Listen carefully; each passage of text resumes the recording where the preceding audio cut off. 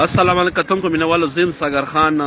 ستاسو ټول پښتنو وروړه په ما ډیر ګران کتونکو مینوالو زما ټول پښتنو ته یو دا میسج دی چې کتونکو مینوالو پښتنو باندې نن سبا ډیر ظلم کیږي ډیر ظلم هغه ګرد دنیا ته پته ده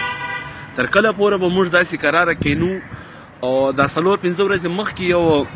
شهید نقیب الله مسعود سره چې کومه واقعه وشوه ډیر بې دردي سره ظلم وشو او هغه ستاسو په خپله وکتل نو موږ دغه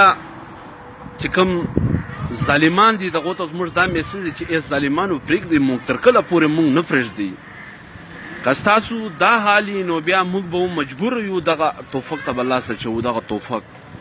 قلم منم ته تاسو موږ نه پرېږدئ کاروبار ته تاسو موږ نه پرېږدئ نو موږ به بیا انشاءالله چې کوم خلک فاتح کوم مجبور یي چې تنګ نامت جنګ نامت نو انشاءالله دې ته به بیا موږ مجبور یو نن سبا کتونکو مینوال ستاسو خپله ګوري چې پښتون پیدا شوی د پښتانه نه ظلم دی ظلم هم یو حد به یي ولې دا نور نو ظلم نه کیږي نو ای پښتنو وروړو ما زموږ تاسو ټول ته دغه میسج دی چې زیاته اتفاق ولرئ یو اتفاق شي او که پښتنو کوم اتفاق وکړو نو انشاءالله دنیا کې به څوک جواب نشي کولی دا پارټیانې ماټیانې د فرقه وایریت پرېږدئ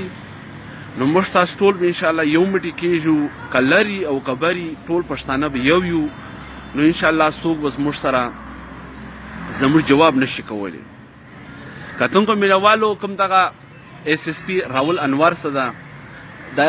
میډیا کې زه اورم چې دا معطله شو په معطلي کار نه کېږي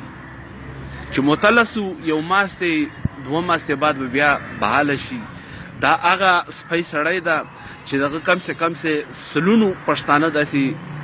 ماورای عدالت بې ګناه او پولیس مقابلې کې شهید کړي دي